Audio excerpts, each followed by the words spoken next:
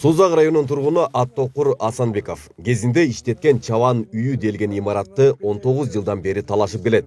Айтымында 1994 жылы чабан үйү мектепке убактылуу китепкана катары пайдаланууга берип турган, бирок кийин кайра ала алган эмес. Көз каранды эмес комиссия деп айтылат ал чындыгында.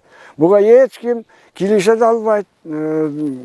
Өздөрүбүзгө үлүскө бөлүнгөн эмен бөлүп алдыктан ошондо муну чабандык үйдү колхоздун карызын, кичи жыган чарбанын карызын жабыш үчүн 8230 сомго ошо комиссия баалаган баада сатып алуу жана сатуу келишимин түзүп, Жалал Абад областынын мүлк бөлүштүрүү комиссиясынан барып, кызыл китепти алганмын. Мыйзамдуу документтин негизинде мына.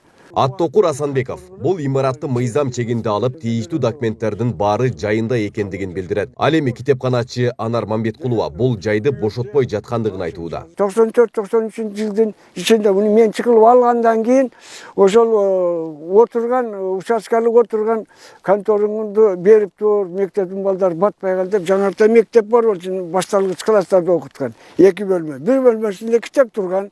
Балдар батпай калды деп суранганына мен убактылуу күзөтүп туралы деген бошотуп бергенмин. Китеп тап келишип мына бүгүнкү чейин чыгаргыла, биз ишкана кылалы, элге бир пайдалуу иш кылалы десек, китептерди албай атышат да. Бул адилетсиздик деп мен ошондон кайрылып атам. Сиздер аркылуу ушу президентке, канча Кыдыршаевичке ушул сөздөр жетсе, ошолордун бетине көшүп атат дегендей болуп атат. Алар билбейт бул боюнча. Мыйзамсыз документтер жок. Жөн эле бир айылдык кеңештин буйругун чыгарып алышып эле ушу бизге берилген деп неме атат. Айылдык кеңештин акысы жок деп бирөөгө бөлүнгөн мүлктү жөндөн эле жең ичинде жазып койсо боло береби. Ал эми тургундар болсо бул чабан үйүн Аттокур Асанбеков иштетип келгендигин айтап, мыйзам чегинде ээси катары көрсөтүшөт. 97-жылга чейин мен бухгалтер болуп иштеп турдум. 97-жылы бөлүмдө ошол комиссия эл шайлаган комиссиянын ичине кошулдум. Ошондо ошо кыймылсыз мүлктөрдү колхоздун ошол кезде кийин Дыйкан чарбадан колхозго өттү. Колхоздун карызына, мамлекеттен алган карызына чегериш үчүн эл макул болду. Макул болгондо ар жерлерди баалап, ошо комиссия түзгөн баа менен ошо карызга чегерди. Чегерген кезде ошол жер 8300 бекен, 8000 бир нерсе. 8230 болуп, ошону эч ким алган эмес ошол кездечи. Себеби элде ала турган акча жок болгон. Бир кой 250 сом болгон базарда. Анан буну 8000ге алыш үчүн бир 30 кой сатыш керек. 30 кой эч кимде болгон эмес. Эми болгондорго көпчүлүгүбүздө болгон эмес да. Нанга зорго акча таап жашаган кез болгон.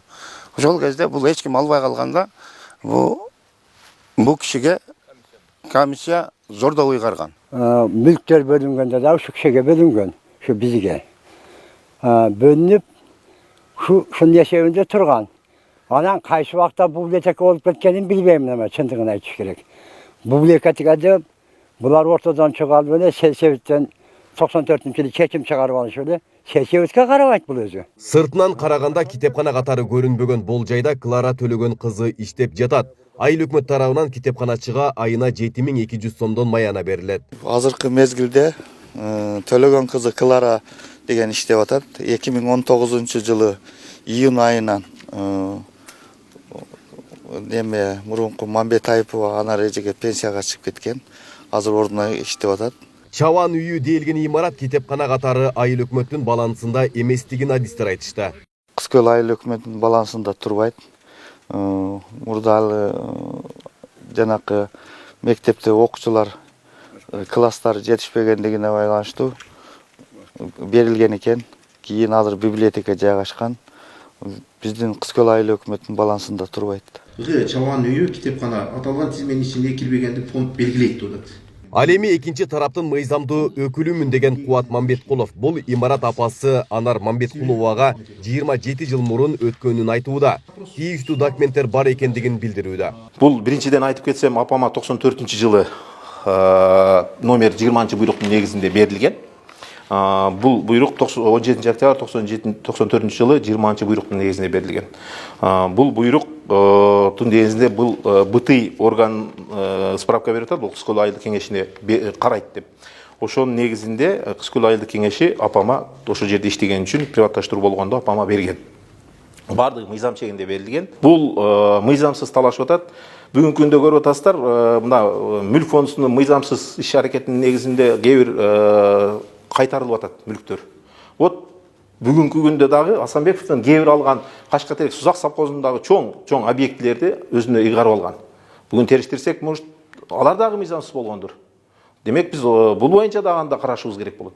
Бул жалпы мүлк мамлекеттик болгон, мамлекет ал берген мүлктү өзүнө менчилеп алган. Жалал Абад облустук соту Кашкатерек айылында жайгашкан чабан үйүн Аттокур Асанбековдун атына 29 апрель 2004 жылдагы номер 4373 каттоосун жараксыз деп тапкан. Жалал Абад областық сотунун 2021 жылдын 19 ноябрындагы чечими менен Жалал Абад областын административдик сотунун 2021 жылдын 30 июлдагы чечими жокко чыгарылып, бул иш боюнча жаңы чечим кабыл алынган. Административдик жоокер кадастр мамлекеттик мекемесинин Сузак филиалына 3-жактар мамлекеттик мүлк фондуна карата Сузак райондук мамлекеттик каттоо башкармалыгы тарабынан Сузак районунун Кашкатерек айылында жайгашкан чабан үйүн 29.04.2004 жылдагы номер 4373 каттоосунда катталган каттоосун жараксыз деп табылган. Ал эми соттун чечимине нааразы тарап апелляциялык даттануу менен жогорку сотко кайрылса болоорун билдирилди. Айбек Исабеков, Аскар Маматисаков, Регион.